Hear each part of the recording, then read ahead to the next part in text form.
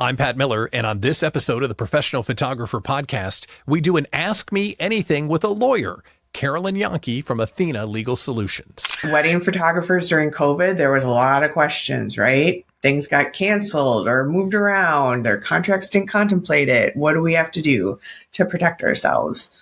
I would say that's the big stuff, other than if we start talking about like what form should my business be? How do I protect myself? Risk management kind of questions. The big thing is that your entity is about risk management. So if you're someone who's generally risk averse, you should start an entity right away, because an entity protects your personal assets from any liabilities that could arise in your business, right? If you're a person who isn't as risk averse, you could go on for a little bit longer, right? But once you start making money at a point where you're doing enough business that you're worried, you don't want to lose your car, you don't want to lose your house, you don't want to lose something personally, you should set up an LLC. You should get insured, because just because you're positioned to, protected for when you get sued, it still costs money to be sued. So insurance is good to have to help cover some of those costs.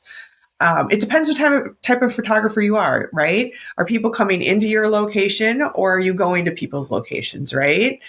You want to think about the risks and then what types of liability insurance you would want with that. Is it a slip and fall if someone's coming into your studio because they're coming there? And so maybe you're going to need some broader coverage. But if you're always going to other places, are you accountable, or are they accountable for the liability of what's happening at those locations? You're going to a church for a wedding. Who has the liability there? So your insurance should cover those types of things. And I always recommend you just talk to an insurance person and explain explicitly how you do business, and they can give you the right ideas. You don't need to have multi-million-dollar cybersecurity policies.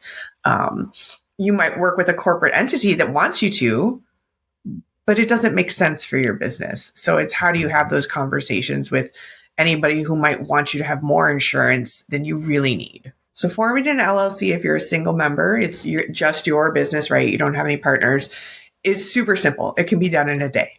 It's very, very easy in Wisconsin. Other states are a little more complicated. New York is definitely one of those where it's more complicated.